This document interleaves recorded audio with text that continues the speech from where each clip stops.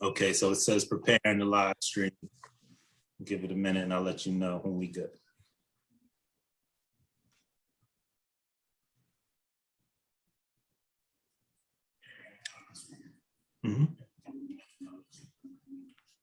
We are set. All right, so good evening, everyone. I would like to start off by acknowledging the traditional, ancestral, and unceded territory of the Lenape First Nations. I'm sorry, just a minute. Let me get a little technical difficulty.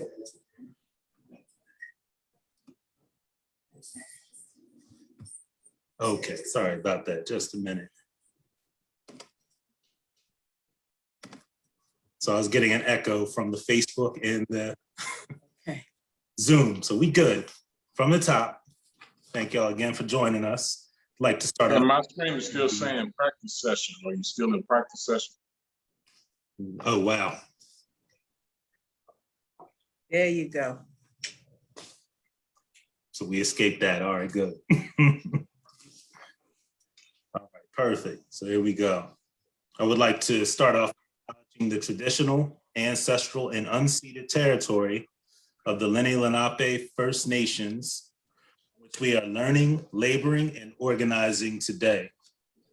We also recognize the devastation and the continued legacy of the transatlantic slave trade, which contributed to present-day systemic racism and oppression. Our space here at the library, the James Brown African American Room, was named in honor of the late James Library Brown, a librarian, poet, activist, and influencer who was instrumental in making sure that the library seek and maintain books and resources, as well as present programs examining and celebrating the African American experience. Mr. Brown was especially committed to urging Newark youth to pursue education and to understand the importance of the library's role in their academic growth. I want to thank you all for joining us tonight for what I already know is going to be a rich and very informative discussion. I'm already learning just in pregame, so hope y'all get as enlightened as I've been so far. While this year marks its 100th year anniversary, it has only been in recent years that many of us, or many, have come to learn about the tragic attack on one of the most prosperous African-American communities in the United States, the Greenwood District in Tulsa, Oklahoma, otherwise known as Black Wall Street. Many are also learning about the events that have led those in Texas to champion Juneteenth as a day of celebration and reflection, putting in years of work to educate people outside of Texas of its importance within this rich spectrum of African-American history. Our historians and activists, our people just in the streets, like Brother Haygood, ensure we not only keep this history from being buried, but also keep it preserved and in the light so that we can learn from it in the present. This knowledge benefits us all, and I'm sure I speak for many who are greatly appreciative of the work our guests and many others who continue the fight to enlighten and educate have put in and continue to put in. So with that, my colleague Dale Colston will introduce our guests. Thank you, Reggie. I have short bios and intros for everyone, but just a little bit that I'm going to say does not speak to all of the fascinating work that all of our panelists are doing. So again, this is just a small bit about our panelists, but they continue to do work on the ground every day. Ryan P. Haygood, one of our soldiers, one of our favorite soldiers and Rhodes Scholar nominee, is a nationally respected civil rights lawyer. As president and CEO of the New Jersey Institute for Social Justice, he leads a majority women of color team of racial justice advocates whose cutting edge work, powered by grassroots organizing, research, writing, policy, legislative advocacy, and litigation, seeks to build reparative systems that create wealth, justice, and power for Black, Latina, Latino, and other people of color in New Jersey. Please join me in welcoming Brother Brian Haygood.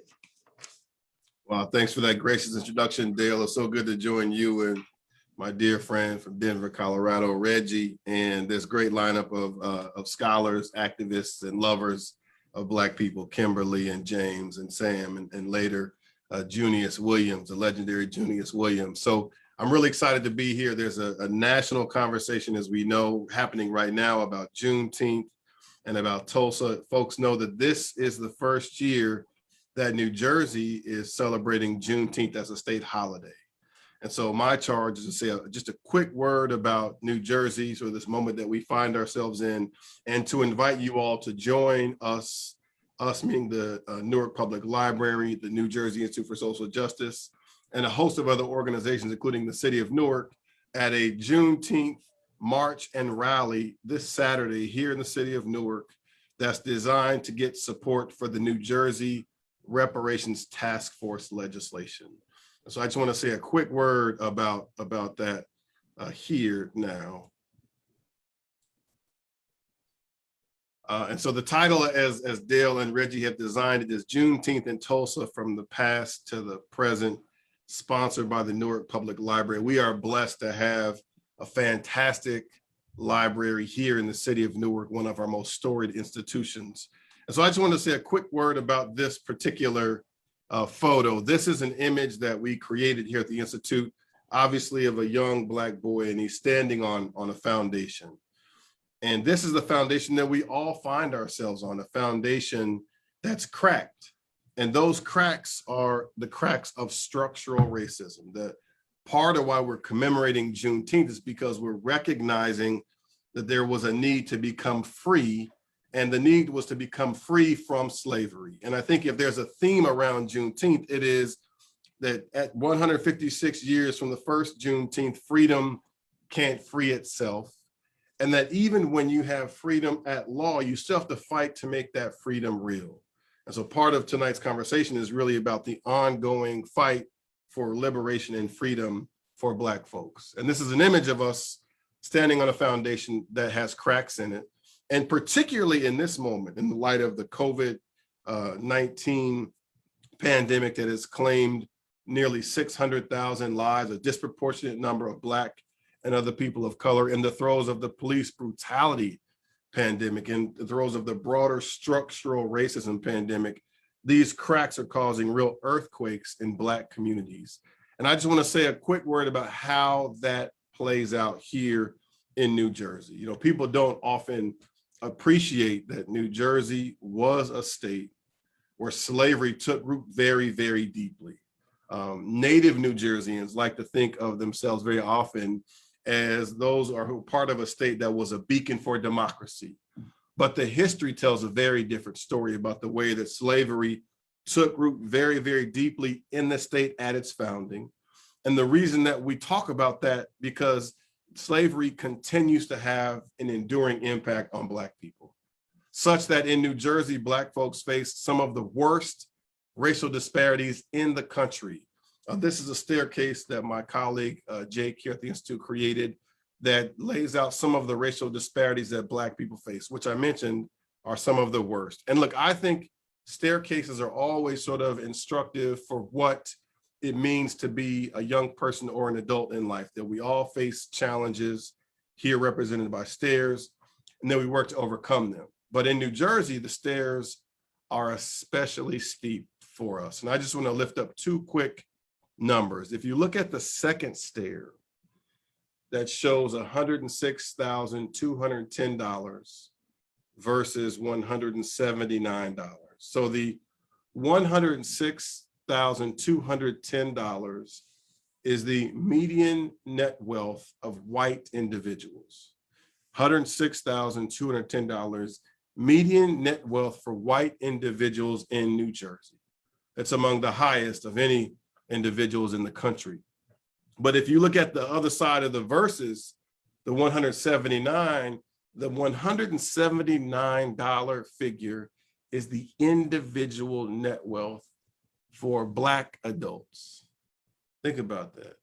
that the individual net wealth of Black adults in New Jersey is 179 United States dollars. And we'll talk about where that comes from. And then because we're talking about a young Black boy here looking up at the stairs, if you go up 1, 2, 3 more stairs to that 21-to-1 ratio, you'll find that that is the Black to white youth incarceration disparity rate in New Jersey, which put differently means that a Black kid, a Black young person in New Jersey is 21 times more likely to be in prison than a white kid.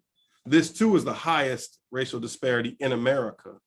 And this is true even though, as we all know, Black and white kids, like Black and white adults, commit most offenses at about the same rate.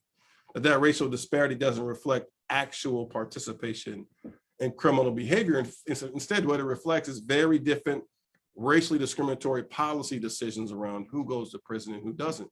And we know that because in New Jersey, a state of 9 million people, by New Jersey's own count, there are just eight white kids in prison. 8. Now, we're not advocating for the deeper incarceration of white kids, to be sure, but what we are saying is that New Jersey has found a way to marshal compassion and resources and investment in white children when they get in trouble. But for Black and brown kids, too often the first response is to incarcerate our kids. And under Governor Murphy's current budget right now, New Jersey is spending $445,000 to incarcerate each kid each year. And I think for the educators on the line, imagine what you could do in one of your young scholars' lives were you to have nearly $500,000 to invest in a young person. In New Jersey, we invest that in incarcerating mostly Black and brown kids. But let's focus very quickly on that racial wealth gap, the $106,210 to $179. This next slide is a tweet that I offered up recently that says the net wealth for Black people in New Jersey is $179, less than the cost of a laptop. And the last line says New Jersey designed it that way in slavery. So the reality is, folks know, is that ours was a state, New Jersey was a state that was founded on the institution of slavery.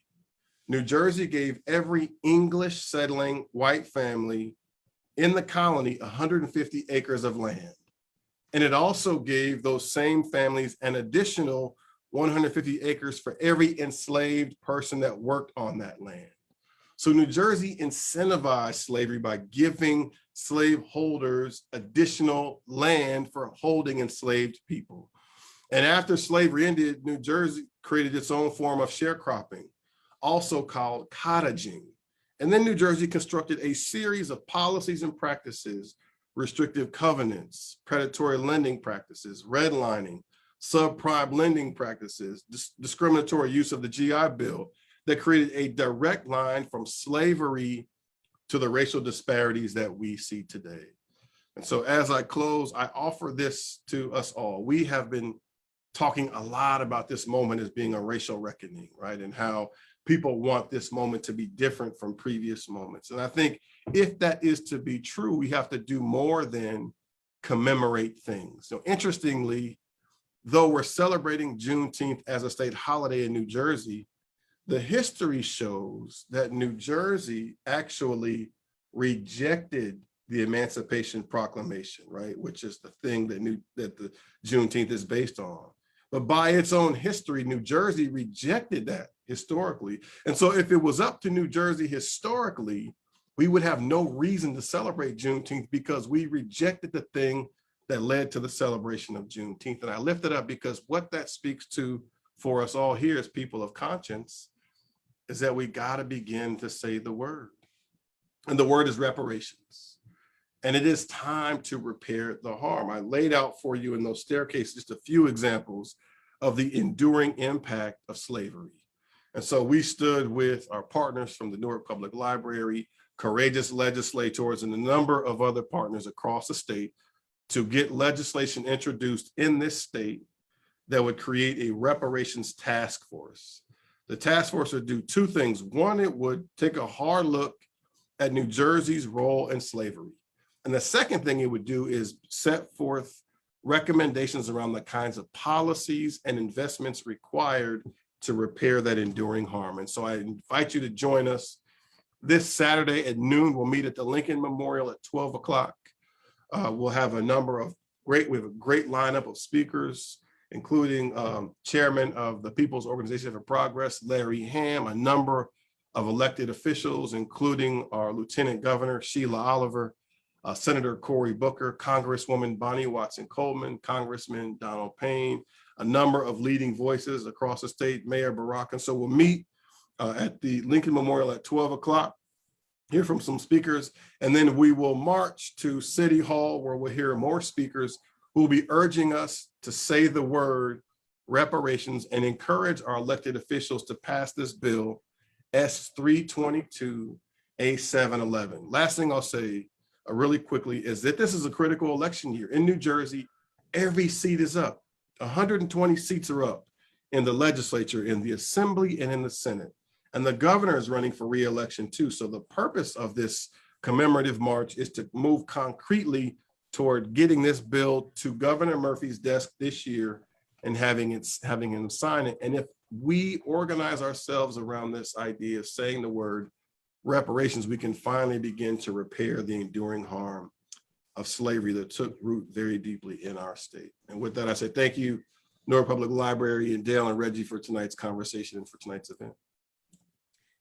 Thank you, Brother Haygood. It's always good to see you. And that's just a bit of the work that goes on at the New Jersey Institute for Social Justice. We encourage you to check out what they're doing. They're on social media, and perhaps you can join them all at the march that Saturday. And we'll have more on the library's Facebook page. Thank you.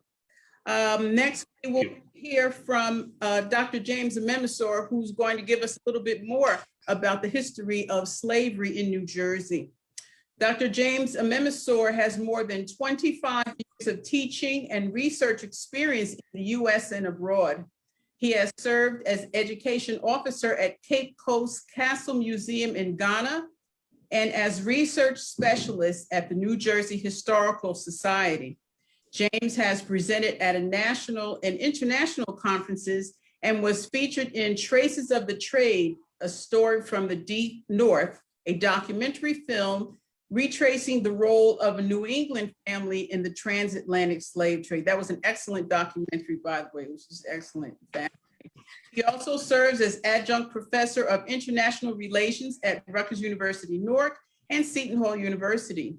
James has a bachelor's degree from the University of Cape Coast in Ghana, a master's degree from Illinois State University, and a Ph.D. in global affairs from Rutgers University. Please join me in welcoming Dr. James Amemasor. Thank you, Dale, for that wonderful introduction. I was wondering who gave you the bio, but that's fine. Thank you so much. It's nice to hear that. I think Ryan had already done my work for me by talking about New Jersey, founded very deeply in slavery. So what I'm going to do is take it from there, and then I have a few things to show. I think I have not been asked, I don't think I have access to show my screen. Could you please grant me access? Okay, there we go. So what I want to do is show a few things, and I put together a few slides, which is a brief documentary history of slavery. As I said, Ryan has done a good job touching on slavery. So what I'm going to do is just show some documents to highlight, because a lot of people learn when they see things for themselves, and we just not making them up. So what I tend to do, run through a few slides. Now, New Jersey went through or has gone through three major phases in its history. The first phase was the proprietary period, which was a proprietary colony from 1664. And during that time, two individuals owned New Jersey, and then they leased the land to other people, individuals, to farm and do whatever. Lord John Berkeley and George Cartwright were the owners from 1664 when King Charles granted a piece of land, what became New Jersey, to his brother, the Duke of York. And the Duke of York in turn gave the area to these two men. And then they appointed Philip Cartwright, first governor, I should say, first governor, excuse me my typo, to be the colonial governor. Now, New Jersey became a crown colony from 1702 until 1776. Crown colony in the sense that the British government took over New Jersey from the proprietors from 1702. And then New Jersey became a state or attained statehood in 1776. So 3 major phases in the history of New Jersey.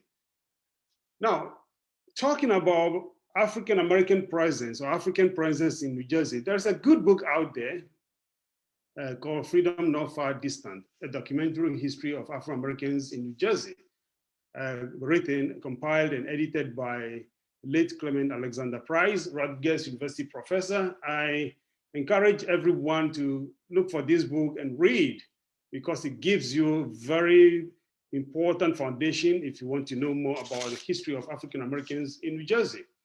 Now, what he has done is his chapter 1 talks about the birth of a slave society. And he talks about the diversity of New Jersey at the very beginning when the English took over in 1664. New Jersey, or what became New Jersey, was a culturally diverse place, one of the most diverse British colonies in North America, and talks about the presence of the Dutch, the Swedes, the English, the Finns, the Germans, the French, Scott, Irish. They were all here, and including the first people who were here, Native Americans. Now, he also mentions the presence of Africans, right, in the New World, and he talks about that extensively, that African presence dates back, or in the New World dates back to the early age of European exploration. They were the next people to the non-Europeans here in New Jersey. Now, what do we know about African presence? He has also documented this, saying that the earliest record of African slaves in the colony was made in 1680 in Shrewsbury, Monmouth County, by Colonel Louis Morris. This is the earliest known record. We're still working to find more. That doesn't mean this was the beginning of African presence, but this is the earliest known record of African slave that we have as of now. And then he talks about the fact that although most New Jersey blacks in the 17th century were slaves, there were some free men and women of African ancestry, which is very true, and it gives examples. So my point is that if you're interested in learning more about African presence in what became New Jersey, this is a good book to look at. He also goes forward to talk about the concessions and agreements. In other words, the first constitution, when the proprietors were running the show. And that constitution, first and foremost, highlighted the religious freedom and the right that people who migrated here enjoyed. But the same document, which was the Constitution, also made room for enslaved people. So as you can see, my slide here, down here with the arrow, says additional grants were made to settlers who brought indentured male servants and slaves into East Jersey, in other words, to New Jersey. But he continued to talk about, as you can see, from the very beginning, the concessions and agreement was of immense importance to early European settlement in New Jersey and the introduction of African slaves into East Jersey. It offered Christian dissenters constituted majority of early European settlers. And it goes on and goes on. It talks about the conditions on which the country or the colony was supposed to be governed. One of those conditions had to do with slavery. Now, the grants and concession he's talking about, this is the original, which was compiled by 1758. So you can see a copy of this. If you're looking for original concessions, we have this at the New Jersey Historical Society that you can take a look at. Now, that concession means because it was a colony, the land had to be farmed. In other words, planting had to be done in the province. And who were the people who were supposed to do that? So there were conditions. As you can see from here, we do hereby grant unto all persons who have already ventured to the said province of New Caesarea or New Jersey, or shall transplant themselves or servants before the first day of January, which shall be in the year our Lord 1665. These following propositions to every free man, in other words, every free person who could come to New Jersey will be given a lot of land. As Ryan rightly pointed out, you can see from here that a lot of people who came were given a lot of land, 150 acres of land in English measure, and for every able servant that shall carry with him armed and provided as aforesaid, and arriving there, likely of 150 acres English measure. In other words, the distribution of land. The land was supposed to be populated. So how do we get people to migrate to New Jersey to farm the land? Let's incentivize them by giving them land. And it goes on. And for every weaker servant or slave, male or female, excepting the age of 14 years, which anyone shall send or carry there, will be given 75 acres of land. So there were land given for even importing an enslaved person. Now, as you can see, 75 acres for importing an enslaved person into New Jersey. This gives us an idea of the inequality Ryan was talking about, all right, inequality from the very beginning. We talk about inequality today, but it has very, very deep historical roots that some people were given land at the expense of people they could bring here, particularly people of African descent. Now, this goes on just to give you further ideas of land that were supposed to be distributed to people who were coming, and quite a number of them. But let me move forward and say that after inhabiting the land, of course, there must be rules put in place. And we saw from the very end, by 1675, the acts were put in place to regulate enslaved people or people of African descent. So as you can see, an act against trading with Negro slaves. In other words, they were not supposed to be traded with. So you can imagine the inequality from that time period. Now, there were also acts to regulate enslaved people, or they were prohibited from carrying guns and pistols, or even taking dogs with them into the woods. So regulation of enslaved people started immediately. Now, there are other things broadly I can talk about, but I'm not going to spend too much time here, other than to say that by 1702, when the Crown took over New Jersey from the proprietors, we saw that there were a shift. But before then, let me just read this. From Queen Anne's time, when by royal decree, she urged New Jersey's governor to help the Royal African Company market its wares, the Twin Rivers held slaves. For every Negro imported, a Jersey man received a bonus of 175 acres. By 1737, the servile population included 1/10 the population in the province. The numbers grew, though the percentage fell until 1810.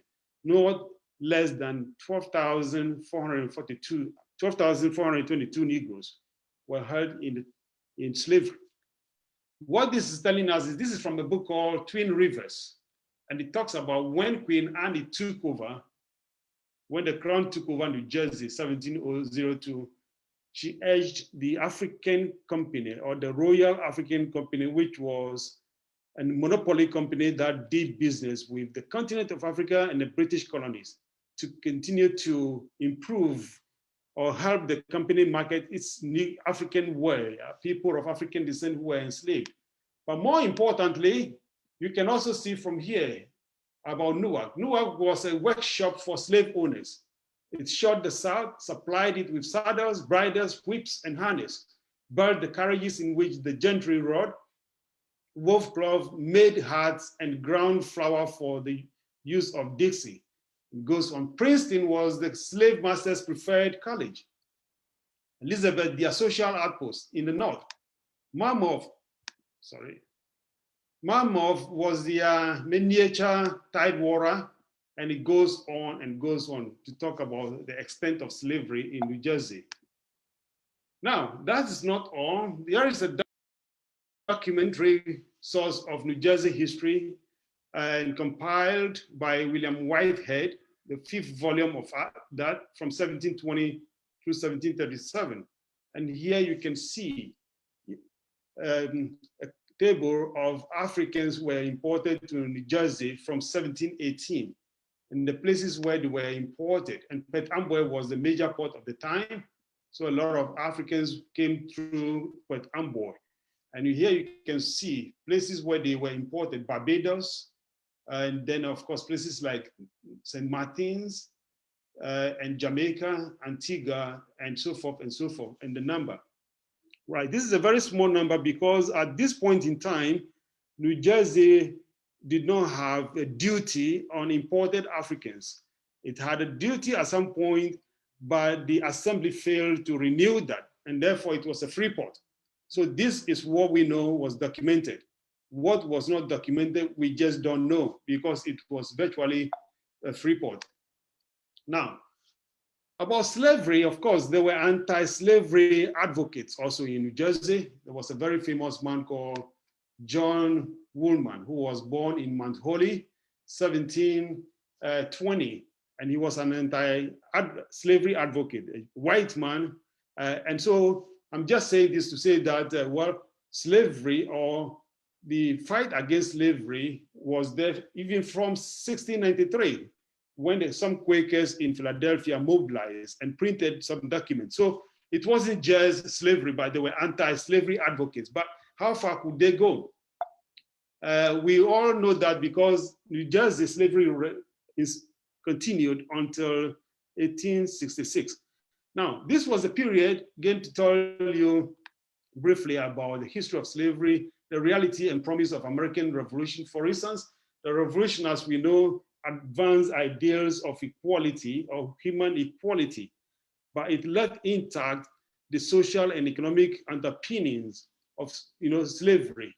Didn't do anything about it. Did enslaved people sit down quietly? No, they responded to that by running away. As you can see, we have quite a lot of runaway slave advertisements, which is a project I'm working on to document runaway slave advertisements in New Jersey newspapers from 1777 up to the end of the transatlantic slave trade, because New Jersey was the last of the 13 colonies to publish its own newspapers.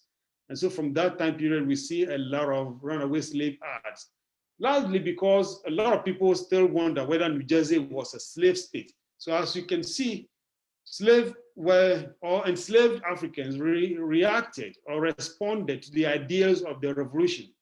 I called them fugitive abolitionists because they were taking, or they wanted to also have freedom just like other people. So you can see a lot of ads to tell us about the extent of slavery in New Jersey, while people will run from their masters. And of course, masters publish ads about them to get them back.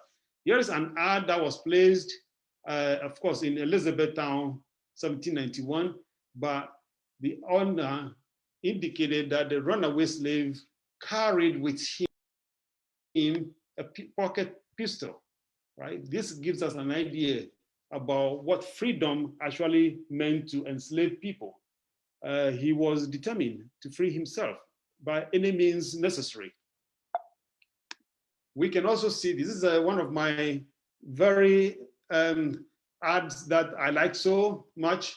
Here, the ad talks about an enslaved person called Will, who was about 49 years old, and then he ran away from his mother, 1799. And of course, the ad talks about, or the owner advertised extensively the qualities of this individual. For instance, he was able to speak Low Dutch and then good English. And he said also he was very black, not so black as many of the African race. So the ads tell you all kinds of things that you don't see or hear about enslaved people. This is a very good source to know the extent of slavery in New Jersey. What the masters never really intended to say, they published them because they are very, property, so-called property, were running away, and therefore they had to get them. But this particular individual called Will was found first in Rhode Island. So he left Newark, New Jersey, February 8, 1802. And then they saw him in Providence, Rhode Island. And because they were trying to get him, because he left that place to another place in Connecticut called Lyme. Now, they also pursued him over there, so he had to find a way to live. Now, the owner advertised that he was supposed to be in other parts of the eastern states. This gives us an idea of what we take for granted, freedom. This was an individual who slave hunters probably were looking for to retrieve him and bring him back to his master, but he was determined, because freedom is never a given. Freedom is a contested concept, and therefore he was determined to gain his freedom by every means possible. Now, just to give you another dimension of New Jersey and slavery, New Jersey passed an act called Gradual Abolition of Slavery on February 15, 1804. And the first paragraph of the act reads, every child born of a slave within this state after the 4th of July, the 4th day of July next, shall be free, but shall remain the servant of the owner of his or her mother, not her father, but mother, and their secretaries, administrators, or assigns of such owner, in the same manner as if the child had been bound to service by the trustees or overseers of the poor, and shall continue in such service, if a male, until the age of 25 years, and if a female, until the age of 21 years. And there were further conditions. In other words, this was a gradual abolition, meaning any child born of an enslaved mother will remain a servant of the owner of the mother until, if you were a male, 25 years, a female, 21 years, before you could attain your freedom. What this did was that it made slavery, slavery continued in New Jersey. So as you can see, by 1844, New Jersey, before then, the governor of the time, Governor Bromfield, who was an anti-slavery advocate, wrote a letter to one of his friends, Silas Dickinson, who was a lawmaker, concerning that bill that was passed on February 15, 1804. And I quote, your feelings respecting the abolition of slavery accords with the cordial gratification I experienced when I signed the abolition bill, the most important ever passed, or which can ever be passed by the legislature of New Jersey in its circumstances, open to the people of color and their descendants. The reason why I'm highlighting this is that I keep thinking about what he meant by the most important bill. Of course, it was a struggle to even get the gradual abolition bill together. So this was the governor who was reflecting on that bill that was passed. And he said, as far as he was concerned, it was the most important bill that could ever be passed as far as people of color and their descendants were concerned. This is something that has to be pursued, to dig into it further. But that is to say that slavery continued after 1804 because what it did was it kept it from dying. It existed until around 1844 when New Jersey adopted a new constitution. And as you can see, the Article 1 of the Constitution is about rights and privileges. And the clause 1 says, all men are by nature free and independent and have certain natural and unalienable rights, among which are those of enjoying and defending life and liberty, acquiring, possessing, and of course, protecting property. Now, the reason why I highlighted this is this. As soon as the law was passed and adopted, the Constitution was adopted by the people of New Jersey, anti-slavery advocates and abolitionists decided to test the new Constitution. So there was a slave case called New Jersey Slave Case of 1845, and it went to the New Jersey Supreme Court. And there were two lawyers who represented the slave interest, the slave owners' interest. And they were Zabriskie and another one, Joseph P. Bradley. Joseph P. Bradley later on was appointed to the US Supreme Court. And then his interpretations of the 13th, 14th, and 15th Amendments killed what scholars argue killed the Reconstruction that was supposed to carry through. Now, the reason why I was saying this was that Joseph or Zabriskie, who was the first lawyer, arguing that slavery did not die, said, well, if the proponents or those who were arguing for the end of slavery were arguing that by this constitution slavery had died, then he was of the view that if they were relying the argument on the first article, he said the first article, which is the free and independent clause, was but a mere abstract proposition with the convention who made and the people who adopted the 1844 constitution. This is very important. This was a lawyer who was arguing that the clause that all men are by nature free and independent, that is a mere abstract proposition. Think about that for a second. The second lawyer, Joseph P. Bradley, argued in the same line, said, well, the first article was a mere political formula that Americans had used to justify their repudiation of English rule. This is very important. And this was the man who ended up on the Supreme Court by 1869, and his interpretations of the 13th and 14th Amendment contributed to the sustenance of slavery in New Jersey until slavery finally died in 1866,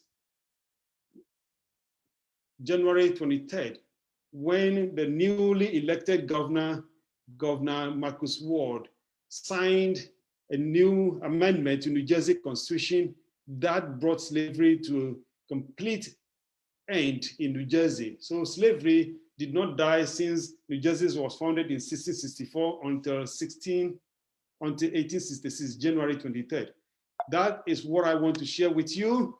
But in conclusion, what I want to say, and I said this yesterday in another forum, when we think about slavery, there is a way that I want other people to think about it. And this is a reflection of a Ghanaian poet and scholar called Kwajo Opoku Agyeman, who wrote a book in 1996 about slavery and says slavery is the living wound under the patchwork of scars. A lot of time has passed, yet whole nations cry, sometimes softly, sometimes harshly, often without knowing why. Thank you, and I want to think about that. Thank you very much for your time. Thank you very much, Dr. Amemasor. That just illustrates that, yes, slavery was in the South, but it was indeed robust here in the North, and particularly so in Newark. Thank you, thank you. And that's the backdrop for the rest of our discussion today, talking about Tulsa Race Massacre and also Juneteenth. So now I'd like to introduce our three panelists who will take us a little further into our discussion. Samuel Collins III is the founding member of the Bryan's Museum Delegados Advocate Board, which was formed in 2017. The Delegados are a group of mid-career professionals with a passion for the museum and the history it represents. In 2005, Collins and his wife purchased the Stringfellows Orchards after he saw a historical marker on the road. Since then, he has endeavored to restore the property and highlight the histories of African Americans who worked in the orchards following the Civil War. Mr. Collins has been involved in Juneteenth celebrations in both Galveston and Hitchcock, Texas, and other historical preservation efforts in Galveston County. Welcome, Mr. Collins. Thank you. Thank you. Glad to be with you. Keaton. Thank you. Kimberly Keaton is a native of Fort Worth, Texas. She is a graduate of the University of North Texas with a master's in library science. In her present role, she documents and archives African-American narratives in Austin, Texas, the state capital. As the African-American community archivist and librarian at the Austin History Center, Austin Public Library, Keaton's work is about forming collaborative partnerships, building relationships with the community, and collecting, archiving, and sharing experiences about Austin's African-American history in the state capitol. Welcome, Sister Keaton. Thank you. Junius W. Williams is a noted attorney, educator, musician, and community advocate. Williams is the founder of Rise Up North Newark, an interactive website that tells stories of the Black resistance movement, community building, and Black politics. Recently, Mr. Williams served as the chairman of the Newark Celebration 350, the organization that planned and financed more than 200 activities to celebrate the 350th anniversary of the city of Newark. Williams is also the founding executive director of the Abbott Leadership Institute at Rutgers University, where he taught advocacy skills to parents and professional educators. Welcome, Junius Williams. Thank you all to our panelists.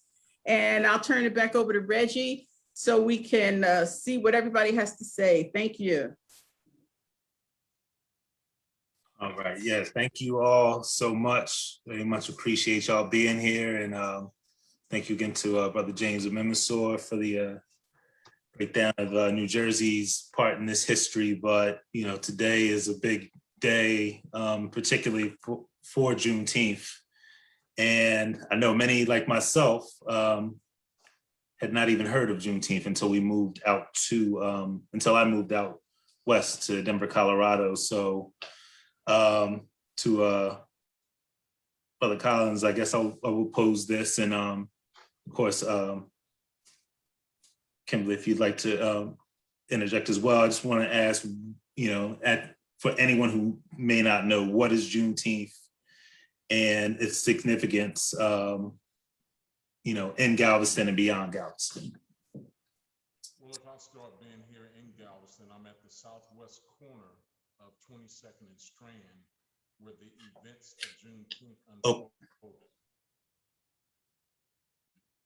I'm sorry, I was going to say, I think the sound might be,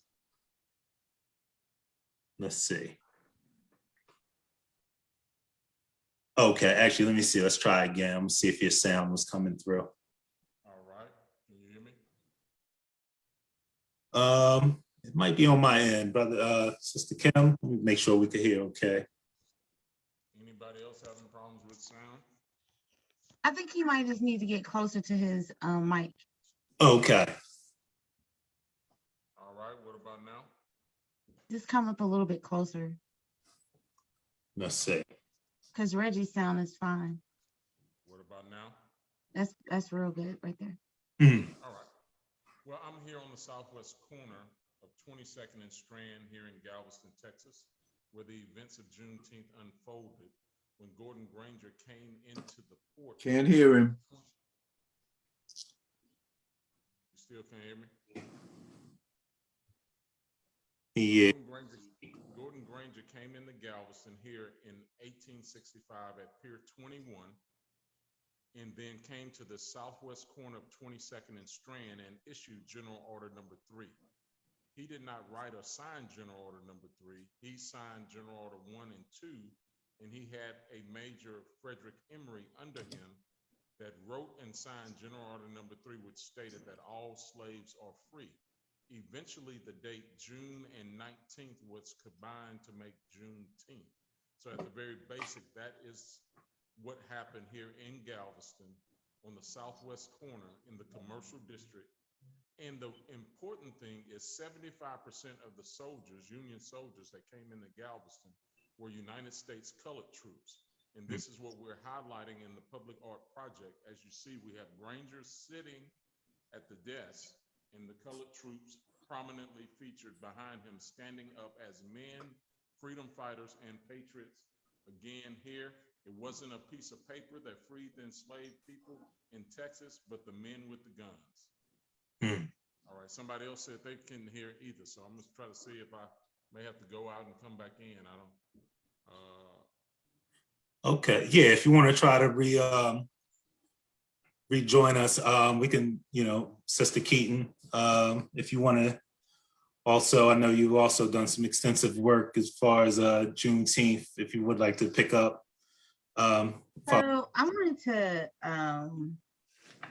I wanted to just say, as it pertains to Juneteenth in the South, I would say, just as a historian and a librarian and archivist, I think what's most important is that we were free, period. We were free before 1865. Mm. We were just told, 2 years later. And I think that's very significant as it pertains to slaveholders in the state of Texas, not only looking at this celebration, but also looking at how Texas became Texas, and the struggle that white people brought about with the Hispanic culture, Mexicans, in the state of Texas, which goes back into enslaving Black people. As well as when you look at Juneteenth, I would say also that it's very important to note in looking at the presentation that was just given, though Juneteenth occurred, Black people still had to fight to be free. We were just not freed.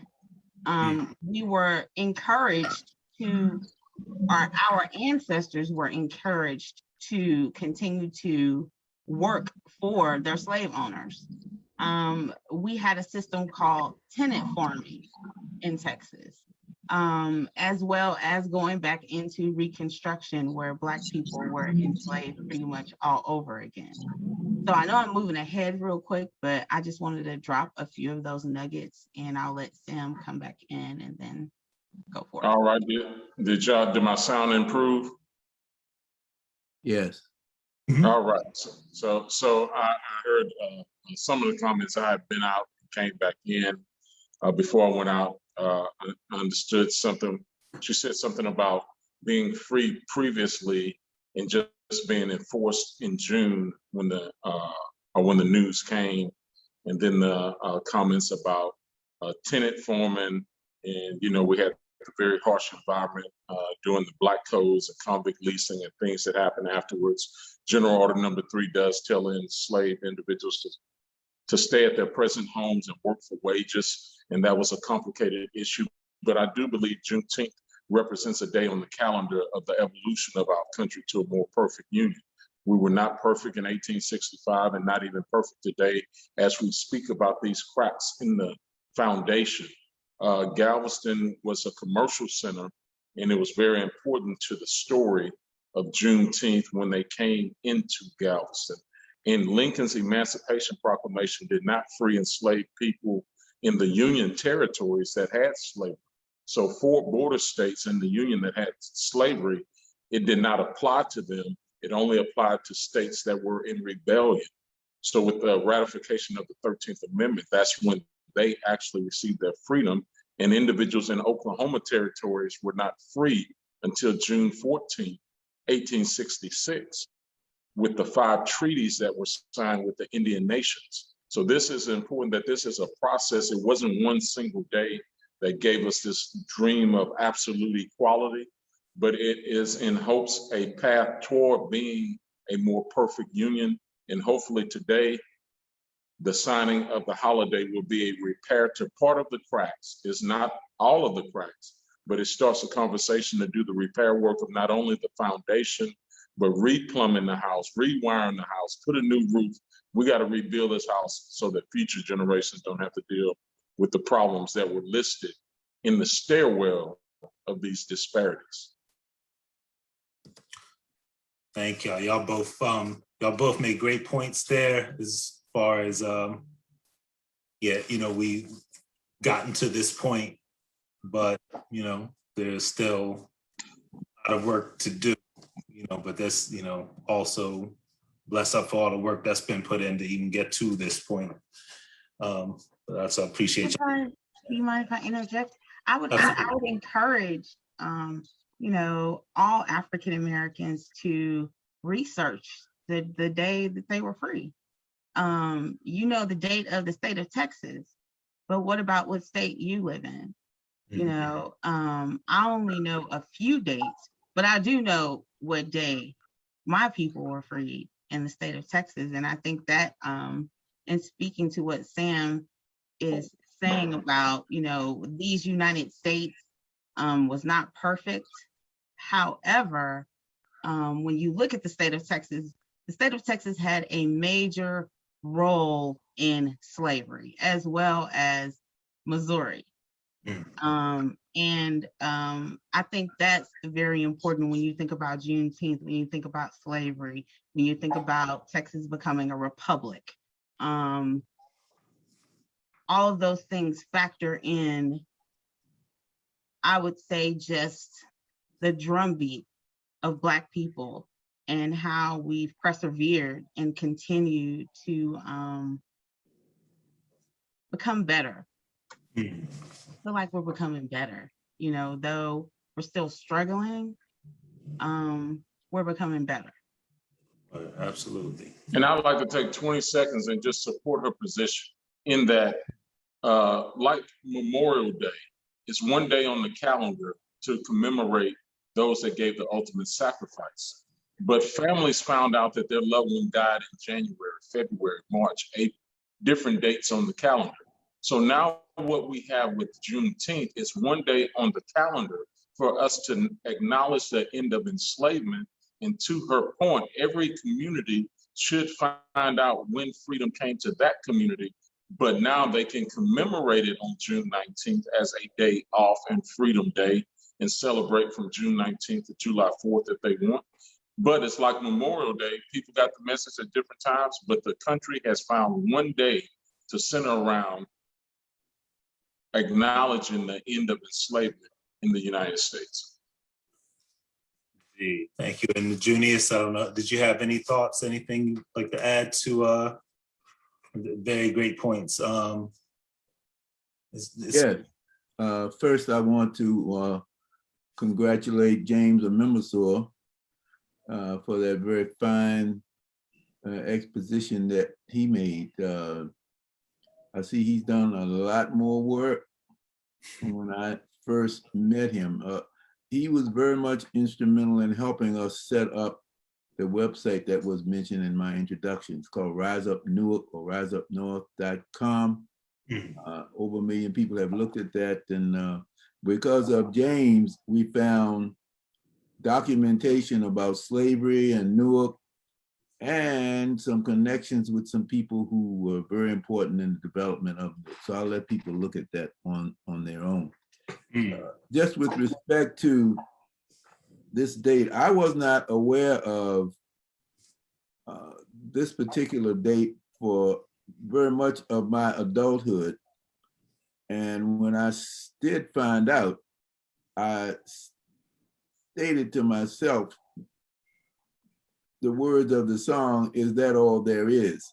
I think that Congresswoman Bonnie Watson Coleman, in introducing the bill in the House, she said it best, it's not a celebration, it's a commemoration. Because actually, the freedom for most Black people who were involved with this particular set of rules, it was delayed. It was justice delayed. And as we know, if justice was delayed, we learn in law school that justice is denied. So that's really what we are commemorating, the fact that people didn't know because it was to somebody's advantage that they didn't know. There's a lot of we didn't knows in history. The fact is that in the Virgin Islands, the enslaved people on one island didn't know about the end of slavery until a couple of years later on another island. There's another example. Down in the Dismal Swamp, where my people located nearby in Suffolk, that's where I was born. Dismal Swamp was about a hair step away. People went into the Dismal Swamp and found they knew there were communities of Africans living in there with Native Americans. And they found out that there were some people that didn't even know the Civil War was over. And they didn't care because that's where they were living as free people. So there's a definite difference between the dichotomy of not knowing and really having no way to really say, I'm doing something better for myself, as opposed to having done the work, having done the escape, having done the fighting to put together the kind of mechanism that you can find that was in the Dismal Swamp during that time. The Dismal Swamp is still there. It's just been shrunk and drained for many of its acreage. So that's what bothers me about the celebration. I can't say that I will celebrate Juneteenth. Now, the other thing I want to talk about, this national holiday. First of all, most states already celebrated Juneteenth. There's only 3 states that didn't: South Dakota, North Dakota, and Hawaii. I don't understand that combination, but Juneteenth was already on the record. So what we seem to see coming from Congress, even from the Republicans in the Senate, is something that's somewhat of a distraction. They can't get together to get rid of the filibuster. They can't get together to come up with the money that's necessary for Biden's relief plan, but they can give us another holiday.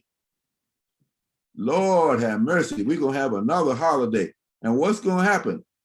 The same people who can't afford to do what they do is gonna go out to the shopping malls one more time and buy, not with cash, well, maybe with some of that government cash this time because of the COVID money, but most of the time it'll just be with credit. So what have we really gained by having a national holiday called Juneteenth? I hate to be the bearer of bad news. And my wife told me I shouldn't do this, all of this, but I have to say, I just don't think we really gain much by this. You think it's just I do want to acknowledge the work of the people who've put in the time to have it acknowledged, but do you think more from the government standpoint, it's more of a disingenuous act on that end? Yes. Okay. Not just the government, but all parties involved. I mean, people who are in the government are there because they represent certain vested interests in the society. So there is a groundswell now to do something different, to get people some meaningful employment, to get people some listen to this. I'm listening. I was reading the New York Times today about that, and I said, I bet I can find some evidence to prove what I want. It says in the same paper today, announced great big holiday, housing gap only widens as costs rise. Now, if you didn't understand what that means, here's a man knocking on the door to evict somebody. That's what's happening. And once the government money for COVID is gone, we're going to see hundreds of thousands of people evicted. Now, with the plan that the president has, and I give him credit for that, some of that can be alleviated. That's real politics. That's real discussion. We don't need to have and waste a whole lot of people's time arguing about a holiday that people don't necessarily need. Maybe I overstated that. People do need it to feel good. I will grant you that. But do we really need to do it without doing the work to get the other things that we need? Well, I think what Mr. Williams said is very fruitful at this time and in this moment, being that when you go back in history and you look at when Juneteenth took place, Black people were able to celebrate for a moment.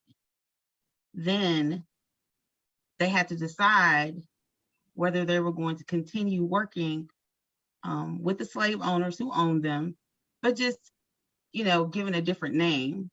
Then we have tenant farming. Well, actually, no, we have Reconstruction. Then we have tenant farming. Right. So let's say between the years of 1868 and 1874, Black people were free, but not free. When you look at the Emancipation Proclamation, it was signed in September.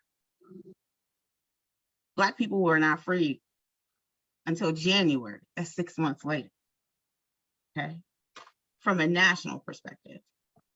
Going back to Texas, thinking about what Mr. Williams just said, in the moment that we're living in, we're free, but we're not free still.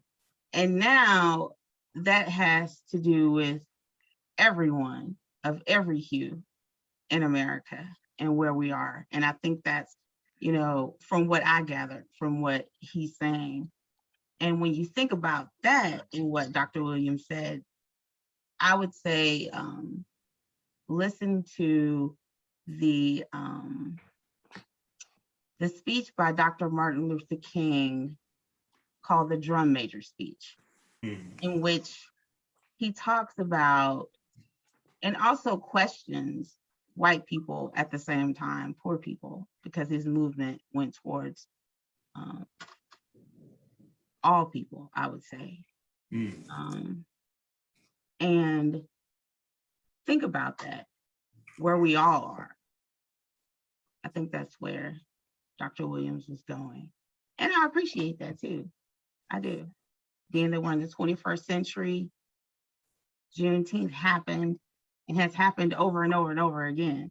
Now, I would say that I found out today that the official holiday in Texas, Mr. Collins, you can correct me if I'm wrong, started in 1980 in Texas as the official holiday passed by our Congress here.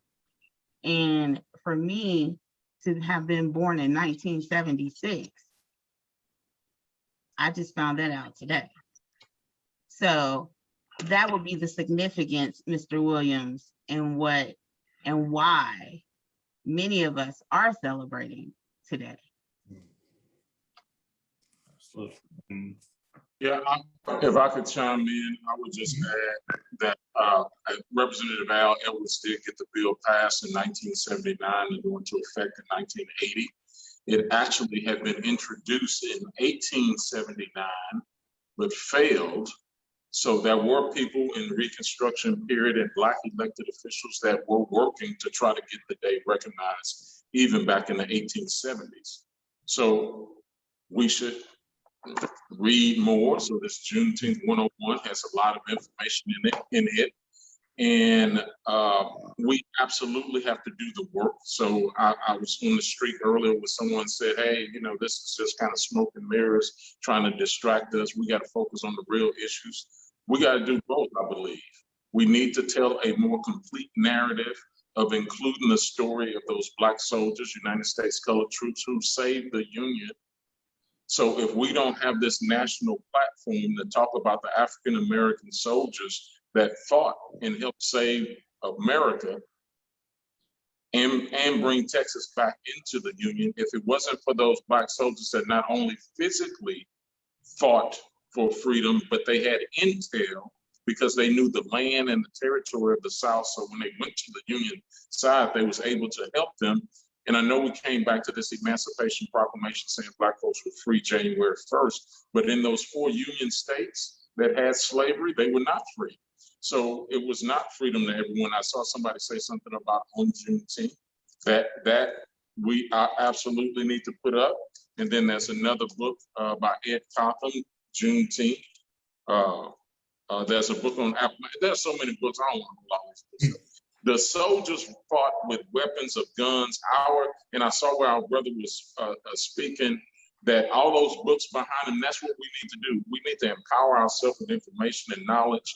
And I think this gives us a platform to tell our story. And we need to tell that story. There's also opportunity in this moment to support our organizations and institutions. So here in the community, the NIA Cultural Center that has a Freedom School, that's been working almost 30 years. They are benefiting from a lot of the resources being donated to this public art project.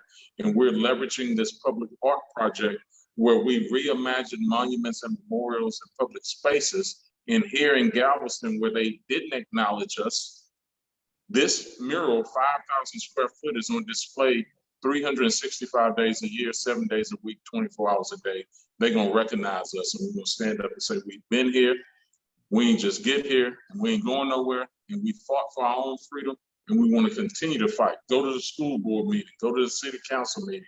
A lot of the people to me about Juneteenth here locally, about not celebrating it, they don't show up for nothing. They don't show up for the parent-teacher organization meetings. They don't show up at city council. I'm at all of that stuff, so I do all of that.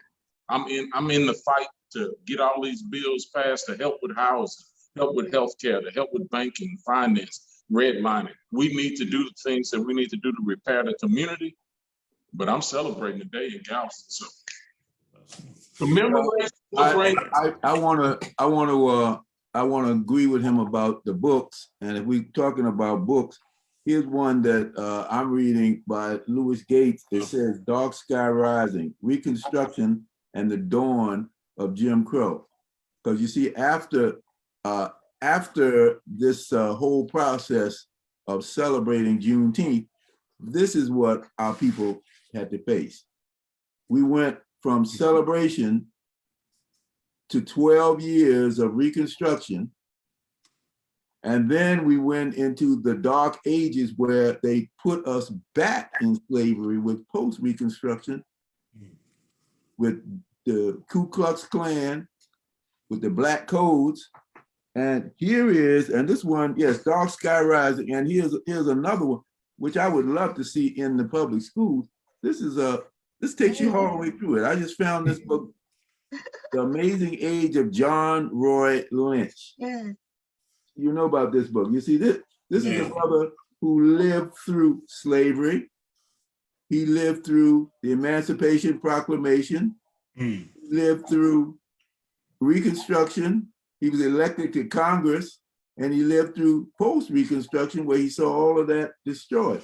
This is the kind of reading and the kind of study that I would like to see. Now, I will appreciate anybody's need to celebrate and desire to celebrate. As I said, I will commemorate that is one portion of the contract that is broken. But what people really need to do is to read these books and have these discussions and to get this kind of information into the public schools so that people can really be mad about something and do something else.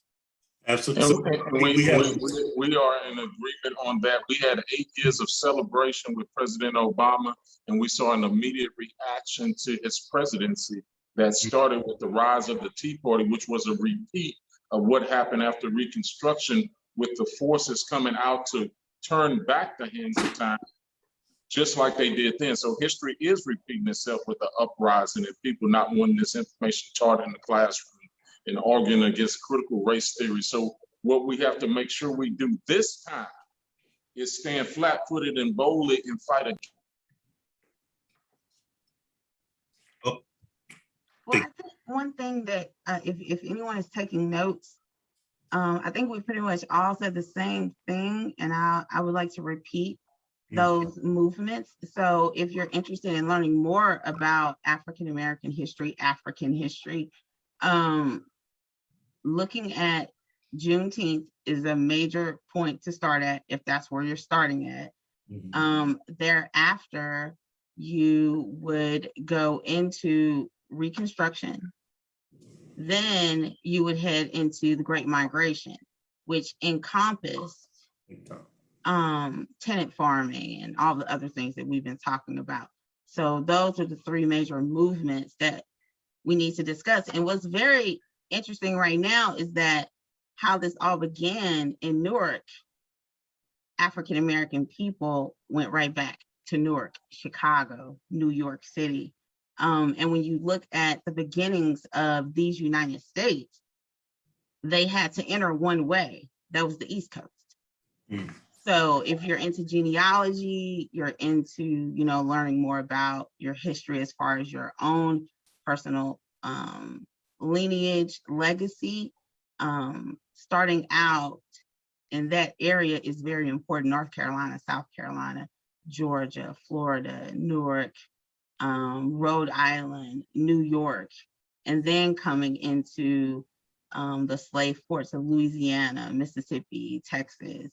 The vast majority of slave owners came from the East Coast, which is what the entrance to where these United States.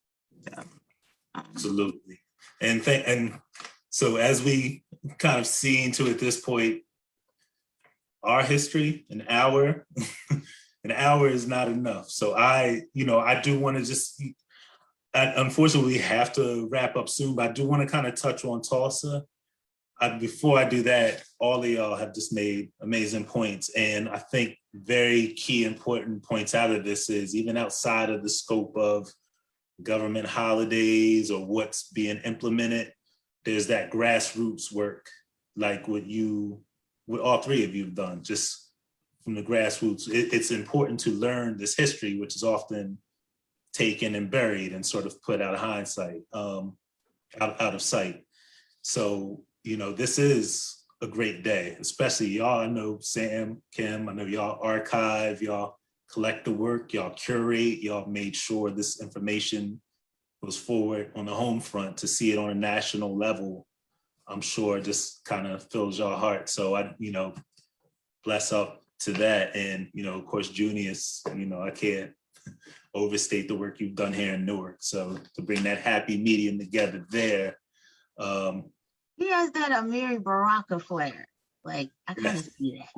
Yeah. We work together. So much work to do. So I do want to, I had a few questions. Y'all actually answered a lot of my Juneteenth questions before I got to ask them. So that's great. And I do want to squeeze one of the Tulsa questions in because we do have Tulsa on the poster. So if anyone has thoughts about that, one of the, I guess, basically, what do we think, what we want people to know about Tulsa or kind of take from that, the importance of Tulsa, maybe to you or to your studies, if we can just do that as succinctly as possible. I know it's a lot and we have a whole another hour or two that we could do if we had that time, but anyway.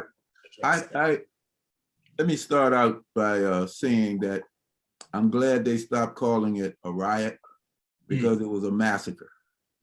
That's what it was. So if we have achieved anything, we've got people, just like George Floyd situation, we've got people thinking in terms of reality. This was a massacre. And there were other massacres. That's what I want to talk about here just a second, just to name a couple of them. In Opelousas, Louisiana, in 1868, 200 recently emancipated African Americans were killed by a white mob for registering voters. In 1919, 237 Black farmers in Elaine, Arkansas were murdered for organizing labor. And so it goes on and on and on. We're talking about studying. That's what I really think is good about what we're doing here today and Juneteenth. And I see Brother Sam was going to come and hit me some more with some more books. I saw him go in there and get some more books. Well, you come on with your books, brother. I got some books too. Come on, we're gonna have a book contest later. But anyway, that's all I got to say. I love it. I would like to add that you do have a librarian here as well. So right. I'm the card catalog. That's what we all stand for. That's what we stand for. And Brother Reggie too. And people looking at us, I'm hoping that's what y'all are getting from this. You got to go study some of these others as well. And what happened after that? Because as soon as we get, this was another article I saw, as soon as we get to a point where we accomplish something, certain sector in the white community gets very jealous and wants to take it from us, wants to tear it down. And that's what happened in all of those massacres, whether it was in New York or whether it was in Mississippi or wherever it was.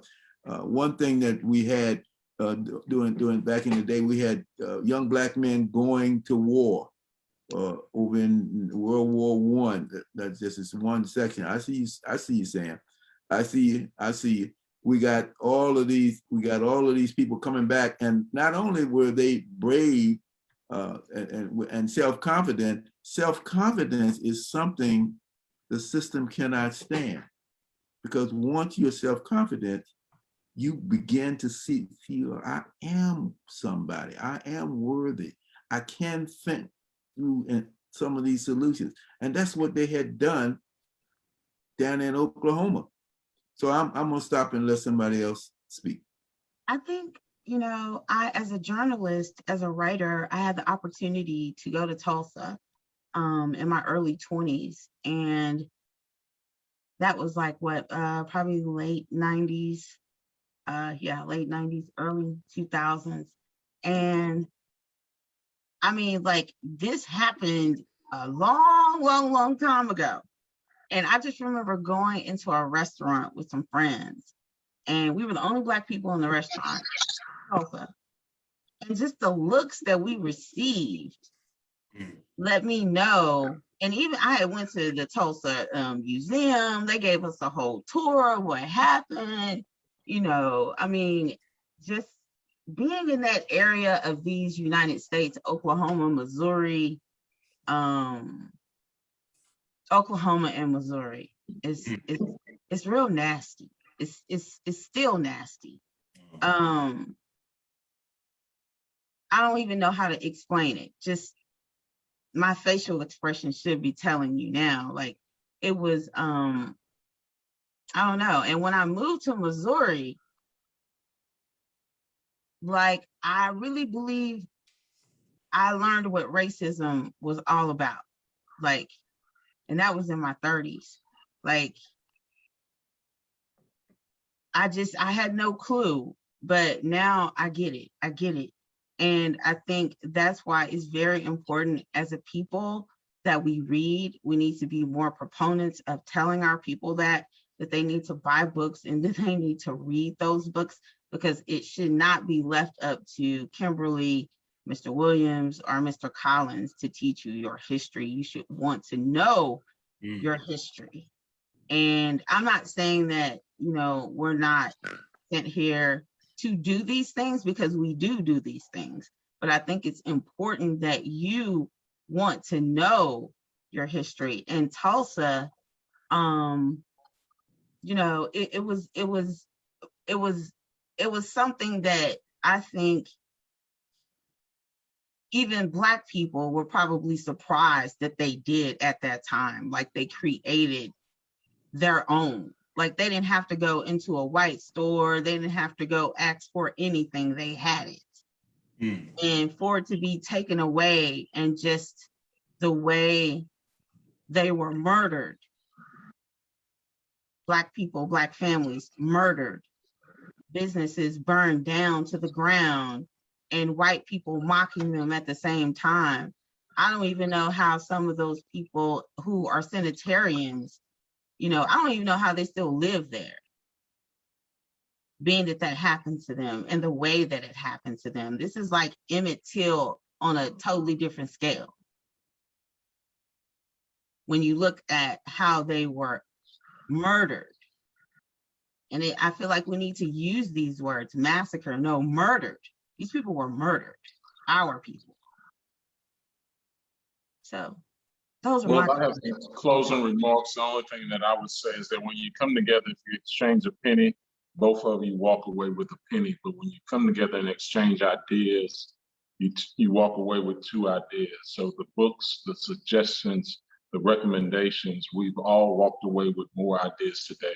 And with regards to Tulsa, if not for a rally planned on Juneteenth last year, Juneteenth would not have gotten the national stage that it has today, which made it a national holiday today. It was the beginning of the process of getting to today, the connection of us standing up and saying, no, you will not disrespect this day in this city by holding a rally. So we took action. We got to work in various areas and concerns around various things. which led up to this day. So I believe we did take action. We need to continue to take action to do the repair work to the foundation that's cracked, to do the repair work to the pipes that's busted, and to rewire this American house, because the wiring that's in it right now is not providing light to drive out the darkness that we see. So we need to continue to add books and information that will provide light and drive out darkness. I love that. I think I had one more thing, but honestly, that's just like that note right there to close on between all three of y'all. That's if you got a mic there, just drop it. Yeah, thank you. Due to the lateness of the hour, we are going to wrap right here. I did want to thank Dr. James Amemasor for introducing all of those new documents and adding to everybody's reading list about slavery in New Jersey. It was very real and robust. Brother Sam Collins III, thank you ever so for all the work you're doing down there. In his absence, Brother Ryan Haygood, he's very busy. He had to step away. Sister Kimberly Keaton, Sister Librarian, we thank you. And our own city historian, Junius Williams, we always thank you for your leadership and your dedication to Newark over many, many decades, sir. We thank you ever so. My colleague, Reggie Blanding, thank you so much. And Reggie, if you'll share the flyer, if anyone is around and want to join us on the 30th, Brother Junius, this might interest you. We are going to have author James Smethurst and Brother Bolden, and we're going to talk about a new book that's out, Brick City Vanguard, and that's going to be on the 30th. It's going to talk about Amiri Baraka, his music, jazz, his writings, and Sister Kimberly, maybe we'll see you again for that one as well. Say this real quick. I got to buy him. I got to buy him a 6-pack of beer in South Dallas. I'll never forget it. We were at a poetry stop and he just told me to get out of my car and go get him a 6-pack of beer. Like, that's Amiri Baraka, okay? Yeah, we love him, we miss him, but we still are emboldened by his work and everything that he does. So we hope you'll join us for that. That's on the 30th at 6 p.m. Visit our website for more information about that. And thank you ever so for joining us, for all the work everyone is doing. And let's continue to support one another, and all Black lives still matter. Thank you. Thank y'all all so much. Appreciate you. All right, take care. Be safe.